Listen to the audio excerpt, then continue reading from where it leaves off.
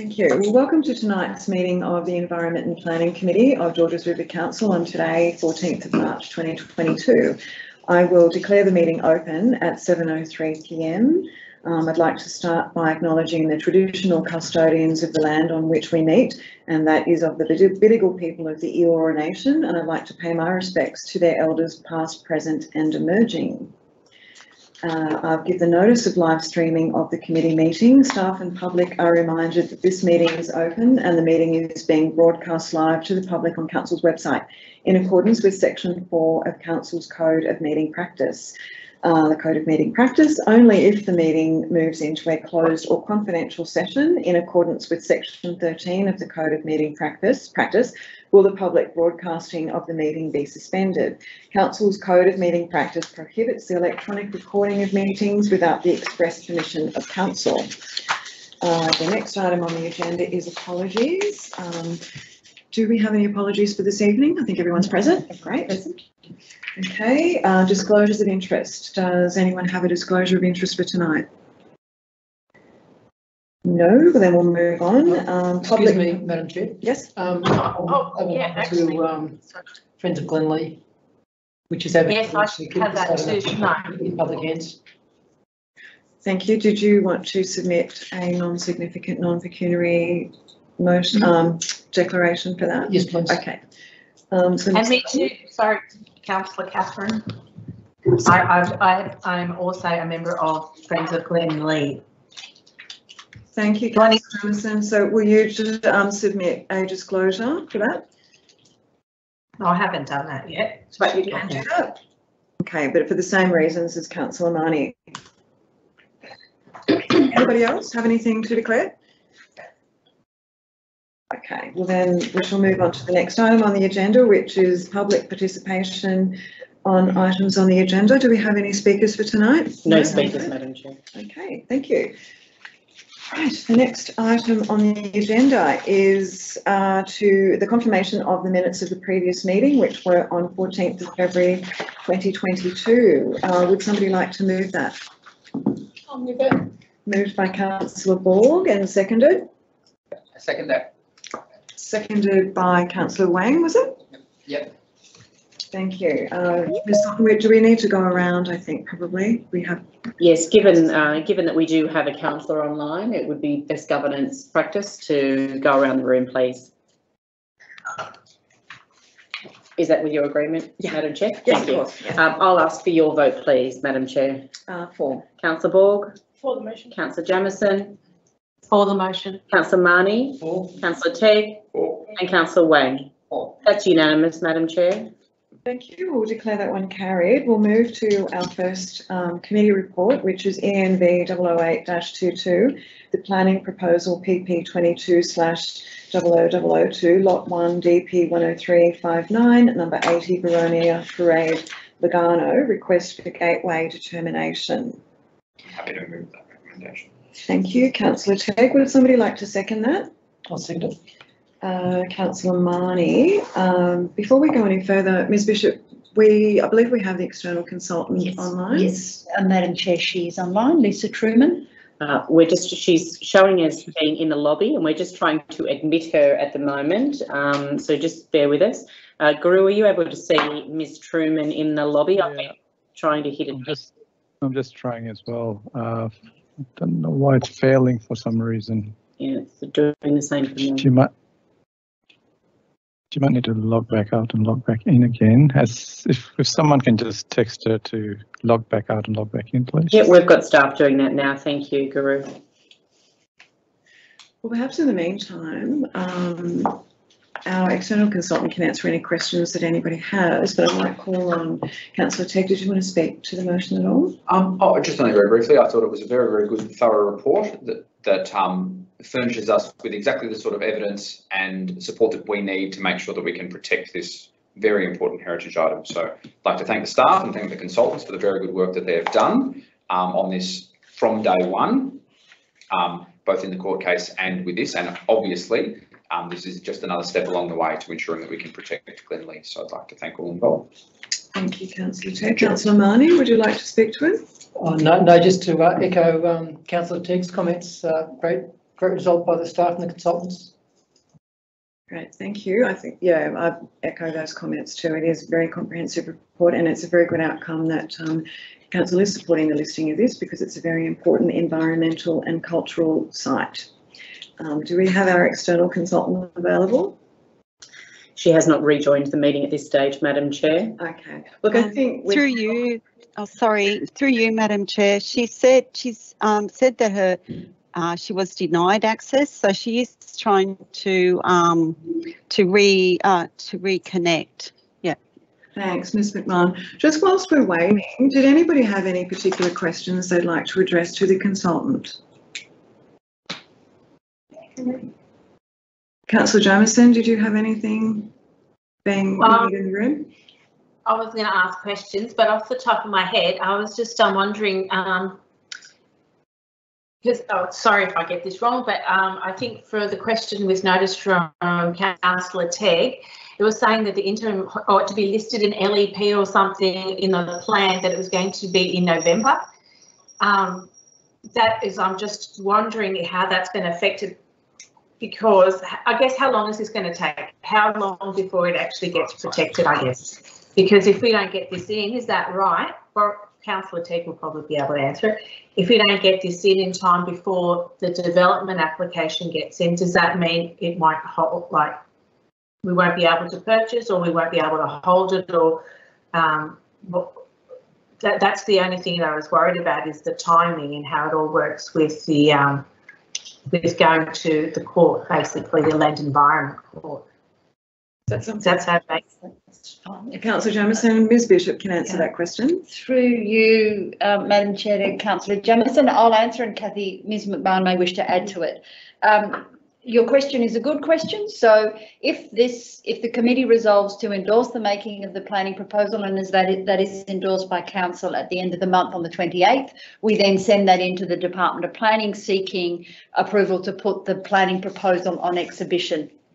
Once the planning proposal is on exhibition, it is known as a draft LEP, and therefore it then has some status in relation to an application. It will then be a matter that will be for consideration as part of any legal action relating to the site. So if it is on exhibition, let's say in our timing, that remember we are relying on the Department of Planning to issue us a gateway. If they issue it by May, this is on page 42 of your report. We then put it for public, the planning proposal for public exhibition, June, July.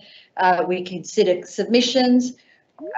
We bring it back to the council for consideration, so the committee and council for consideration, August, September, and lodgement with the department requesting that the planning proposal or the LEP listing be made by September, October.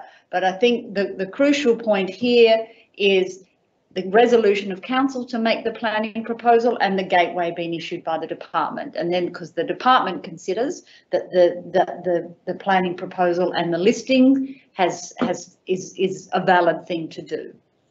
And just to the director through you, Madam Chair, you mentioned that that was my question. You mentioned that it would have some weight as a draft LEP, and is that after you said after it was you submit it for gateway? Is that when the draft that's when in place? So you're waiting for approval. That's when it is considered. It's considered to have status under the Act once it's been issued for exhibition. And I'll just check. Ms McMahon, that's correct, isn't it? Yes. Yes, that's correct. And as well, councillors, there is an interim heritage order over the site for 12 months, and the court has to take that into account as well. Thank you. Is there any more questions? I have any more questions? Sorry, just with the DA that's already submitted beforehand, or a planning proposal, whatever is already submitted, a DA, does the draft LEP have the influence over something that was submitted beforehand? And Kathy, please, Ms McMahon, please add to me if it's not, the answer is not full. Look, it has been submitted with no listing on it, yeah. But it is now a matter of it's a matter of consideration. Okay, it doesn't override everything. It's just a matter of consideration. Okay, thank you. and that's correct. Yeah. I have a bit of a bizarre question. I seem to have, I'm not quite sure if I'm supposed to, but Lisa Truman keeps coming on mine. I don't know if I have access, but she's on there. And I keep pressing, I don't know if I should have the access to do this though. Yeah, we've also, to you, Madam Chair, we've also been trying to allow her access from the lobby, and the link's not working for whatever reason, but we can always take any questions to the consultant on notice and we can provide them to her offline. Could we just let Ms McMahon know that Lisa Truman's not Yes. required? Ms McMahon, can you hear me? There Can. has been a little bit of a Yeah. problem with technological issues with getting our consultant on, Ms Truman. So if you could just let her know that we'll pass on questions to her if councillors have them. At this stage, there's no direct questions. Thank her for her time and I apologise that she's not able to get through, but technology is great when it works, but not so Yeah. much when it doesn't. But thank you. All right, I'll let her know, Madam Chair. Thank you.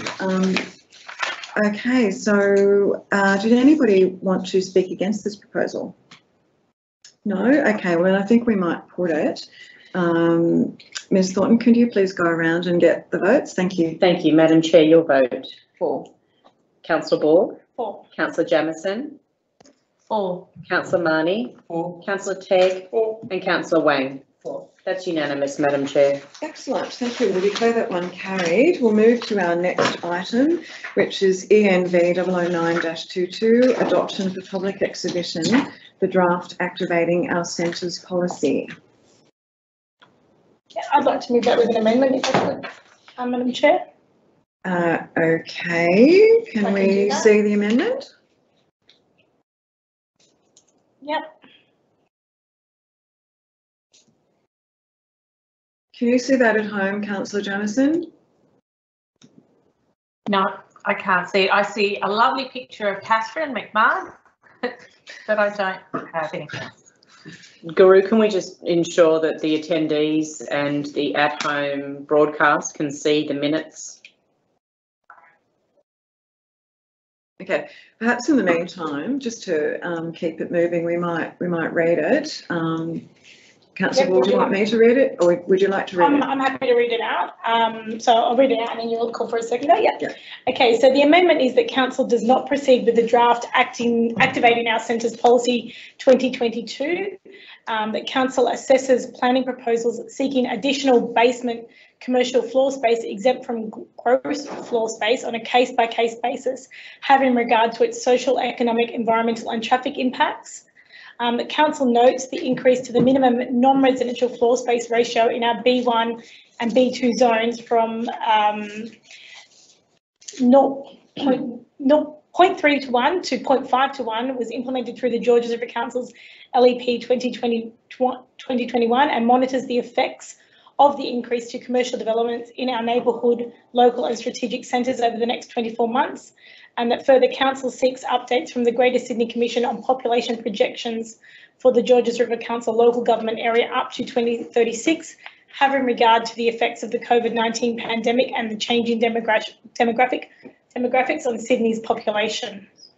Thank you. Well, that's the amendment that we've got to the recommendation on the paper. Would somebody like to second that amendment? I would love to second that one. Okay, well, seconded by Councillor Jamieson. Councillor Ward, do you want to speak to this? Yes, please, if I can. Firstly, I just wanted to acknowledge the staff, and it's clearly, obviously, you've spent some time on developing the policy, which is to achieve the purpose of increasing the non-residential floor space in town centres to meet the needs of the community. I have obviously put forward this amendment, which you can see there now on the screen. And the amendment is that council does not proceed with the policy, so I'll talk to that, the reasons for that in a minute. So firstly, the Georges River Council LEP 2021, which was gazetted last year, increased the minimum non-residential floor space in commercial zones to ensure there would be a greater ratio of non-residential floor space in the future, which is what this policy is also trying to achieve, I believe. I don't believe we've yet seen the impact or the uptake of the increased minimum in the commercial zones that's stipulated in the new LEP. So I think it's premature to be introducing another layer of policy to achieve the same goal when we haven't yet seen the impact of the existing policy and the change to the LEP. The concerns I have with the policy is that I believe we're giving the green light to development that would lead to a much greater intensity of use in our local centres than I think the community would expect or accept. And I believe it will lead to greater traffic levels in our local centres and high demands on parking. We also don't know the cumulative impact on traffic and parking if there was a 100% take-up of this policy in the commercial centres. Finally, I believe the demand that the policy is trying to meet with the population increase is based on the results of pre-COVID forecasted population projections, which I believe really needs to be revisited. We have had a once-in-a-century pandemic that's affected immigration levels, as well as how we shop, how we live, how we work. People in the city are taking their city jobs and relocating to regional areas or interstate in some cases. So just to summarise, I don't believe the benefit to the community outweighs the potential negative impacts to the community that would arise by giving developers this bonus FSR area underground as a blanket policy across the commercial centres as is proposed. And I feel that if there are locations or proposals that may seek to have additional commercial floor space that is exempt from the gross floor space, then council can assess that on a merit case-by-case basis rather than a blanket policy across the whole LGA. So I hope, councillors, you can support the amendment. Thanks, Councillor Ball. Councillor Jamieson, did you wish to speak to this? Yes, I was, having been very much involved with the Mortdale Master Plan, and I've seen a lot of the submissions have come my way. I have to say I was a bit surprised, but I guess that depends on the timing. But yes, the pandemic was brought up a fair few times, and also we really have an issue with, there was a lot of issues that we thought it was too much commercial in the original Mortdale Master Plan. So I think that there'd be a lot of people that'd be very quite surprised that that would be mentioned to actually beef up the commercial, and specifically mentioning Mortdale and Oatley West. I'm hesitant to actually support that as it is. And I think you're right. I think having COVID, and that was brought up many times, that yes, I think we'll see what the current increase is that was only recently increased, and see if that's enough, because we've got a lot of spaces, commercial areas at the moment that are just not filled. They're empty. Thank you, Councillor Jamieson. Is there any speakers against? A question. Sure, Councillor Tegg. In relation to clause B in this proposal, without an approved policy, would staff be able to assess anything on a case-by-case basis to grant free FSR if and where they so desire? Through you, To the Director, yeah. Councillor, through you, Madam Chair, to Councillor Tegg. So what a policy does is provides a policy that's endorsed by council. It provides the staff with direction and consistency. So when we have members of whether it's the development sector or members of the public talk to us, we indicate there is a policy position that the council has in how we look at something. That's what this policy does. The other thing is, of course, it only relates to planning proposals, and it only relates to planning proposals in certain centres.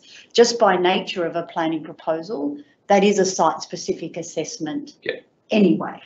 So, look, while it would look a site-by-site assessment or without a policy, yes, we would probably look at some of the things that have been identified in the resolution, but I guess by having a policy in place allows us to be consistent in every application we look at.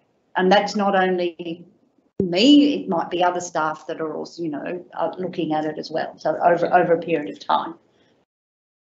Yeah.